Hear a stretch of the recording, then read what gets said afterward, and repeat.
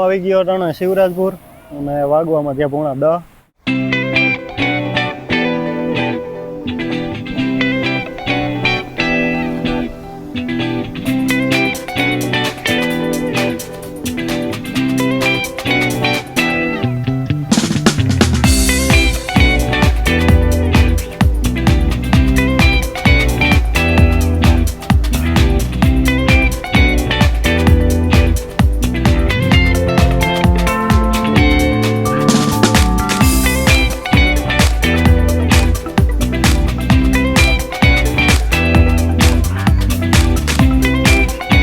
આવી ગયો અટાણે શિવરાજપુર અને વાગવામાં ત્યાં પૂણા 10. મેં કીધું દ્વારકાથી 10-11 કિલોમીટર જ થાય અને રસ્તો સારો છે.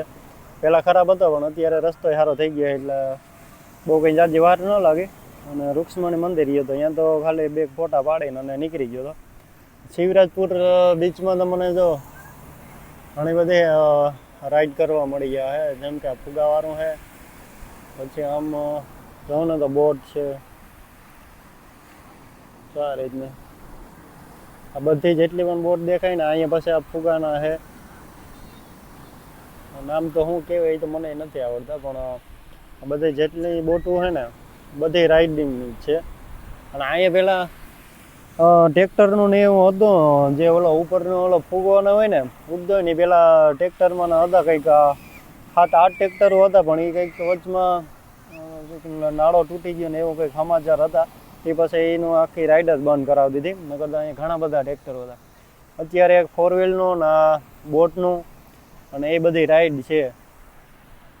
આમાં એક રાઈડના ને એક વ્યક્તિના કંઈક 200 રૂપિયા લે. જાજુ તો નથી ફેરવતા, પણ આ બોટ છેલ્લી જ્યાં દેખાય ને ત્યાં સુધી લઈ જાય ને પાછા ફરીને લઈ આવે. અને આ બાજુ જે 4 વ્હીલનું ને એ છેટ આમ દેખાય ને એ બાજુ જાય અને પાછા આવતા રહીએ. એને કંઈક 100 રૂપિયા હે. પરવા તમે બેઠા હતા 100 રૂપિયા લીધા હતા. આજુ ફેરે તો કેટલા હોય બહુ મને ખબર નથી, પણ અહીં એક વખત આવો ને તો દ્વારકા તો અહીંયા 10-11 કિલોમીટર જ થાય. આપણે બેટ દ્વારકા જાય ને તો અહીંયા રસ્તામાં જ આવે શિવરાજપુર બીચ. બહુ મજા આવે એમ છે. અત્યારે તો અહીં કંઈ ટિકિટ નથી, પહેલાં તો ટિકિટો ને એવું હતું. 30 રૂપિયા એક વ્યક્તિની ટિકિટ લેતા. અત્યારે તો ફ્રી છે, કેમ કે અહીંયા એક બધું પાર્કિંગનો ને એવું બનાવે તો છે, ચાલુ નથી થયું. ચાલુ થઈ જાય પછી તો ટિકિટવાળું થઈ જવાનું છે. આ 4 વ્હીલ છે ને મિની, આના કંઈક 100 રૂપિયા લે છે. તમને આંકવા દે પોતે સાઈડમાં બેસી જાય, પોતે ઘુમરા મારી લે એમાં 100 રૂપિયામાં.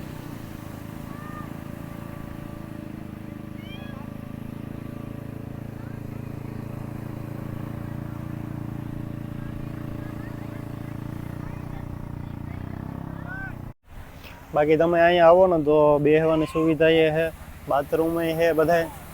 પહેલાં તો એવી સગવડ બહુ કંઈ નથી, પણ હવે તો આ બધા જેમ જેમ 2 વખત એમ બધી સગવડે વધારતા થાય બધા.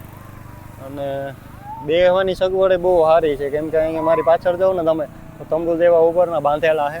બેસવાનું એ આખું પાટિયાનું એવી રીતના છે રાખેલું. અને આવા કેટલા છે 4 થી 5 જેટલા છે બધાય સાંયે બેસવાનો. અને અહીંથી વ્યૂ એ બહુ સારો હોય, કેમ કે આ બધું છે ને દરિયાથી બધું ઊંચું છે, પારા જેવું છે ને એટલે.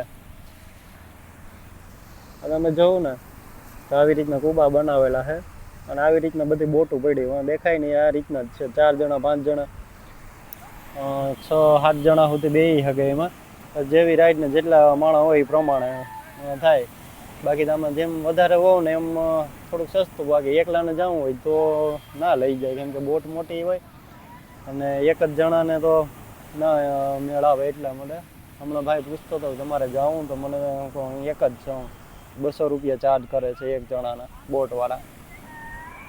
તો તમે આવો ને તો જો એક વખત અહીંયા તો જરૂર આવી જ જજો, કેમ કે અહીંયા રખડવાની ખાવા પીવાની બધું મળી જાય છે.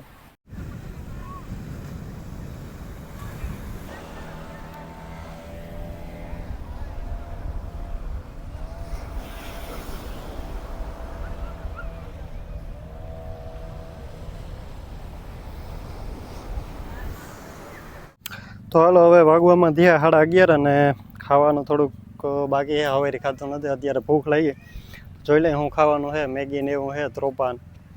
બાકી ખાઈ પી અને પછી નીકળીએ. ફોટા બોટા પાડી લીધા અને આપણે રાઈડ એવી લેવી નથી, એકલા તો મજા ના આવે. તો જોઈ લઈ ખાવા પીવાનું શું થાય. તો ખાવાનું તો થઈ ગયો, જો કે ભૂંગળા બટેટા ને ભેળ છે. આપણે તો બપોરાનું આમાં થઈ જાય, વાંધો નથી. અને અહીંયા એક નવીન વસ્તુ જોવા જઈએ, જે કિંગફિશ અને બિયર આવે ને, એ વેચાણ અહીંયા ચાલુ થઈ ગયું છે. પહેલાં તો આવું બધું કંઈ હતું નહીં, પણ અટાણે તો લાગર દુકાને બોટલો પડી જ છે એવી રીતના બિયર ને બધું.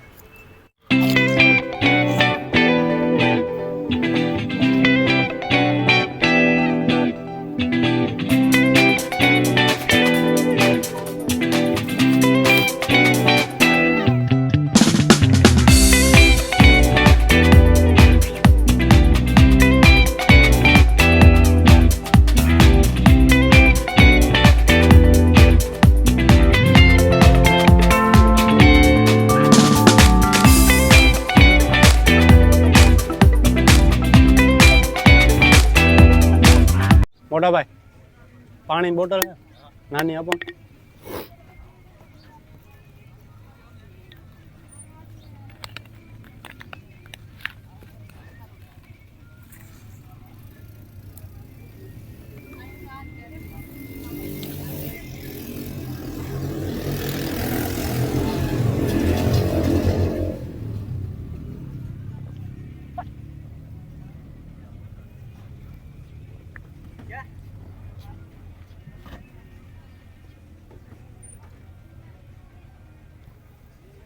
ચાલો આપણું થઈ ગયું ખાવાનું પૂરું. ખાવાનું બહુ જોરદાર આઈટમ હતી, મજા આવી ગઈ ખાવાની. અહીં એકદમ જોરદાર તીખી ચટણી, બધું ઘરે હોય એવું જ હતો સ્વાદ. ચાલો હવે પહેરી લઈ બધું નીકળીએ બેટ દ્વારકા બાજુ.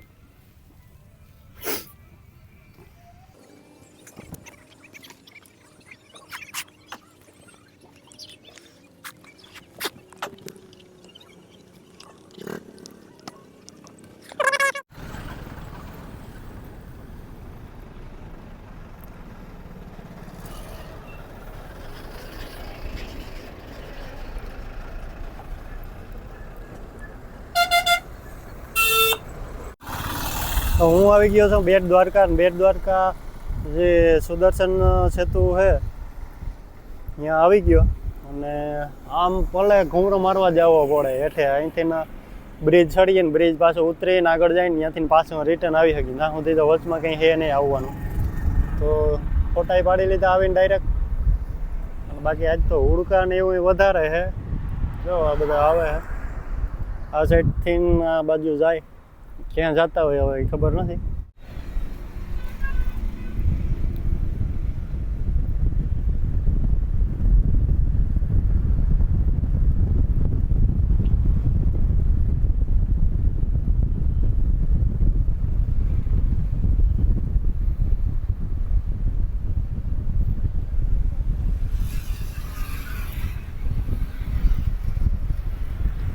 આજ તો બહુ ઝાઝા બધા હુડકા. આ સાઈડે એટલા છે, ઓલી સાઈડે એટલા છે. હું હવે આજના બ્લોગને વિરામ આપું, અને જો ક્યાંય જવાનું થાય તો કન્ટિન્યુ રાખી.